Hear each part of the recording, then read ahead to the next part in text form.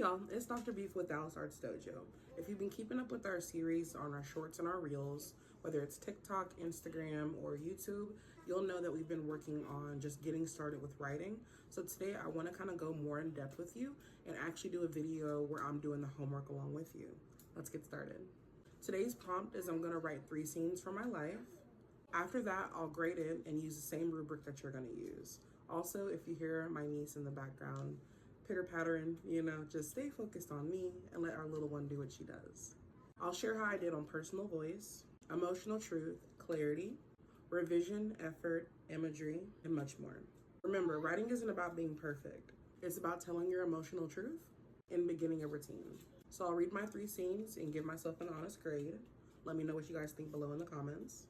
And after you watch, I invite you to do the same. Write your scenes, grade yourself, and reflect. And if you'd like to read my story, My Homeboy the Prince, link is in the bio. Let's get started. Okay, so this is story number 1. I'm not sure of how old I was, but one of the first times I stole something, I was maybe about 6-ish, possibly 7 years old. My dad was married to his second wife by then, and she had 2 children of her own, both sons. One a year older than me, who I always felt looked like a mini 50 Cent. The other was a bit cuckoo and was younger than me by the same age difference.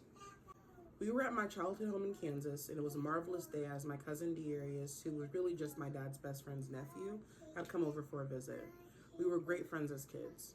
Anyway, the 4 of us had found out somehow that there was a house 4 homes down on the street behind mine that had a chicken coop in the backyard, an unusual thing for a middle-class, predominantly black neighborhood. I remember us jumping the fences backyard to backyard to get to the right house and steal those eggs. The chickens were mean, but it was such an adrenaline rush sprinting home as fast as we could. We definitely dropped every single egg by the time we reached the driveway, but it was such a fun moment. Now, what do you think of that story? What really stood out to you? I'll tell you what stood out to me. I think with that story, the number one thing that stood out to me is that I told what happened, but it doesn't really tell you much about me without you having to really deep dive and go through context clues.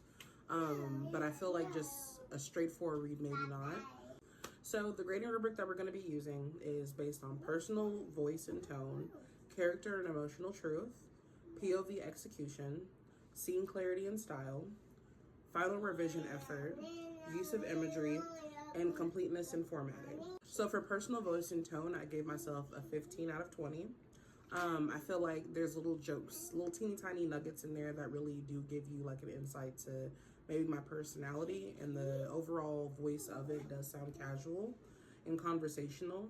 However, I feel like when you really don't feel the voice till the very end of it fully, in my perspective.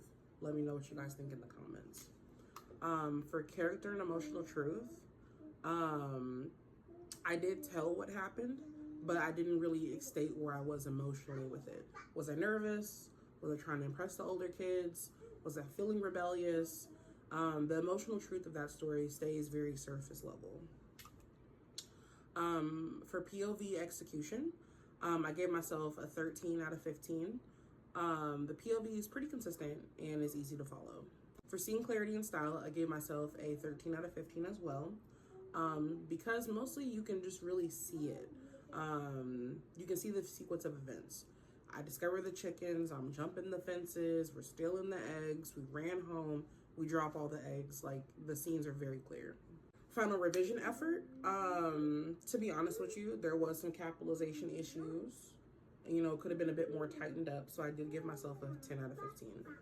For use of imagery, I gave myself a 6 out of 10. Because I can picture the fences and the chickens, but there isn't much in regard to sensory details. It was like, if I jumped the fence, did it scrape me? What did that feel like? I didn't really deep dive into that part of it. For completeness and formatting, I gave myself a 5 out of 5 because there was a beginning, middle, and end, and it was pretty clear and concise. And so yeah, I feel like all in all, with the story that we just read, I gave myself a 74 out of 100, which is like, again, like a C. And let's pull this up. Let's pull the girls up a little bit. Okay, so story number 2. My friend Taylor had such a cool house growing up. My love for homes with character without a doubt comes from my time spent in Wichita. Kansas homes are quite different from Texas ones, and I remember them so fondly.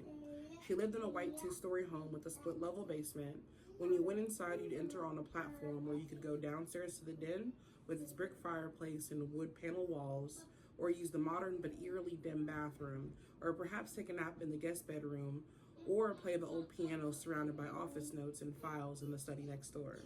If you went up on the platform, you'd see a lovely living room and dining room and a big sliding door that led out to a second-story deck.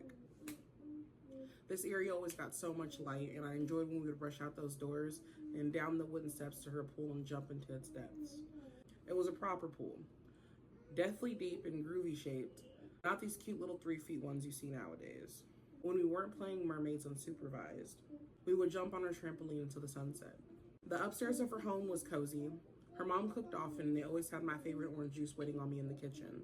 The only thing that wasn't so great was that her mom was super strict, and Taylor would get in trouble often, and me in association, as we would sing and dance too loud in her room next to her parents. So many of my days back then were spent in her bedroom that was very Raven Baxter, with pretty Ricky posters and a good appreciation for ghetto SpongeBob, like all fast-tailed preteens at the time. My memories of Taylor are directly linked to my love for ghetto fabulous things and being boy crazy. She was a little older than me, and I always admire her sassiness and originality. Tay J Star was very much that girl, and I will always have love for that diva. So, for personal voice for that one, I gave myself an 18 out of 20 because I do feel like that story sounds distinctly me. In terms of the references to the shows that I watched, like Raven Baxter, That's So Raven at the time, Pretty Ricky, if you know, you know, Blue Stars, okay?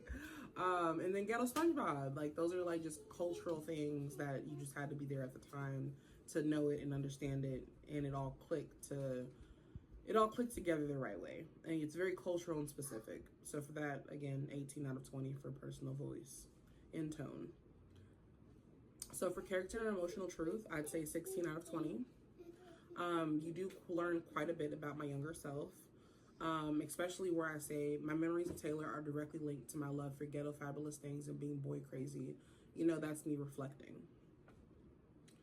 POV execution, 14 out of 15. I do think my POV is very consistent. Though it's good how descriptive I was about the house itself. I don't know, I could have added a little more flair of like what it felt like to be in the house, or like what my perspective was on certain areas. I don't know. Like, I did well overall, but there's always room. You could always step harder. If you feel me, you can always step harder. So 14 out of 15 is what I would say. Okay, so for scene clarity and style, I gave myself a 14 out of 15 because the house almost acts like a map. I feel like when you read it, you can literally see the home and like not get lost in it. So I feel like I excelled really well on that. Final revision effort, I feel like that particular one did have a lot of run-on sentences and formatting issues, but overall, I do feel like it was a stronger story than story one. So use of imagery, I gave myself a 10 out of 10, 10 out of 10, 10s, 10s, 10s, 10s. Okay, I don't know why I threw up my 2s for my 10s. I don't know. I'm just here. I feel like imagery is really where the story shines. You can see the split level basement. You can see the fireplace. You can see the pool, the deck, the bedroom. Like, it's very excellent visual storytelling. I really did my big one with that. For completeness and formatting, I gave myself a 5 out of 5. It was very complete and organized in my opinion. So my total score for that, I got an 88 out of 100, which is like, you know, B plus A minus. And my main reason for that is because the second story is like overall was just stronger in sense of imagery. You could see everything, and it almost felt like a series of manga panels with how visually you could see the home. What's interesting is that the strongest part of the story wasn't actually the house. It was when I started connecting those memories to who I became, and that happened later on in the story. When I talked about how Taylor influenced me, suddenly the story wasn't about the house anymore, it was about my identity. She's counting. She has a little ruler, and she's like, atapata, apopo, apopo, a 9, a 10, a titi, a titi. She's so cute. All right, now let's move on to story. Hold on. Sorry. Trying to get myself together. I can't even get myself together. Finally, let's move on to our last story. A boy I used to really, really like, and I used to talk for hours upon hours. Sometimes they'd be 7-hour phone calls. Sometimes they'd be the best walk and talks. And sometimes it would be us just kicked up in the car listening to music late into the night. My favorite was when we would cuddle up in bed and talk, but that wouldn't come until many, many years down the road. Now that we're grown, we barely talk at all anymore. Maybe we see each other 1 to 4 times during a generous year. Soon those talks, that companionship and understanding that I miss, began to fill up with new things, new people, and much needed me time. Eventually it stopped feeling like someone died, and it transformed to something I've learned to be glad about. When we find time in our new lives to seek one another, we talk and it's nice. We share tales of adventures we taken while we were away, some triumph and some quite ugly. Some areas we grew a bunch and even apart, but the core of us still very much unchanged. We chat about the latest and greatest of the loved ones on our respective sides, and if left alone long enough, we even talk each other through it. My favorite person to talk to, interestingly enough, is the person I love who I talk to in the least. And yes, I am oh so excited for us to talk again. So for personal voice and tone, I gave myself a 20 out of 20. I do think of the 3 different stories, this is the strongest piece in regards to voice. The phrasing feels natural and personal rather being written to impress. For character and emotional truth, I gave myself a 20 out of 20. This category is really carrying the whole assignment, to be honest. I'm not just describing events, I'm revealing how my feelings changed over time. For POV execution, I gave myself a 15 out of 15. I think it was pretty excellent, my POV execution, and that the adult me is really reflecting on younger me in a very controlled way. For scene clarity and style, I gave myself a 12 out of 15. This is where it kind of starts to lose some points. My emotional arc is strong, but it's less of a scene and more of a reflection. You don't get really any concrete moments. It's like, I don't know, it's like I'm taking you there emotionally, but you can't see anything. For final revision effort, I gave myself a 12 out of 15. A little polishing would have helped, but I feel like the emotional core is very strong in the story. For use of imagery, I gave myself a 5 out of 10. That was my weakest category. There weren't very many visual images, and the piece solely relies on emotion. Completeness and formatting, I did give myself a 5 out of 5. It's quite complete. For my total score, I gave myself an 89 out of 100. I do feel like maybe I was a little hard on myself with that, but I feel like I can't let up just because it's me. You feel me? I gotta keep it a buck. And so my reason for that is story 3 was about someone who was once a huge part of my life, who I barely talk to now. And the story actually had the weakest imagery. I didn't tell you what he looked like. I didn't tell you where we met, what songs we listened to, any, identifying details at all. But it did score the highest. Do you know why? Because it had the strongest emotional truth. And that's one of the main things we've been learning if you've been keeping up with our content that we've been posting like the last, week or so. I wasn't just remembering something, I was reflecting on it. I talked about how losing that connection for a time felt like someone had died. I talked about how eventually I grew around that loss. I talked about how someone can still be your favorite person to speak to even if you never speak to them. That realization is something that only I could write. Like my POV, like that depth, like it's a story for me. Voice isn't about sounding unique, it's about revealing something that's true. The biggest lesson I took away from this assignment is that the story with the biggest event wasn't even the strongest. Biggest event being the chicken egg thing. The story with the coolest setting wasn't even the strongest. The house was sick, Before grading it, I thought the one with the strongest natural voice was my third story.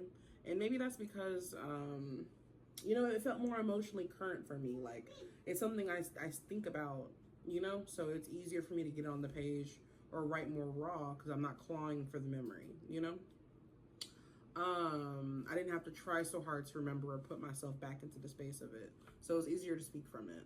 However, the real reason that number 3 was the strongest was because I stopped trying to tell you what happened and I started telling you what it meant to me. So let's wrap it up. In third place, we have story number 1, 74 out of 100. Fun premise, but it was a weak reflection. Second place, we have story number 2, because 88 out of 100, and it did have the best visual scene. And in the number 1 spot, okay, we have story number 3 with the 89 out of 100 because overall it did have the best voice. So let me ask y'all, Which story would you have picked as having the strongest voice? Would it be The Chicken Coop? Would it be Taylor's House? Or would it be My Old Friend? Let me know in the comments below. Make sure you like and subscribe. Definitely support the channel. And remember, your job as a writer isn't to be impressive. Your job is to be honest. And if you want to know more about my writing and see different ways that I execute these different skills, please check out my book, My Homeboy the Prince. It's a lovely, lovely tale. And I think you guys really love it. And I'll see y'all tomorrow for your next creativity prescription. Have a good day.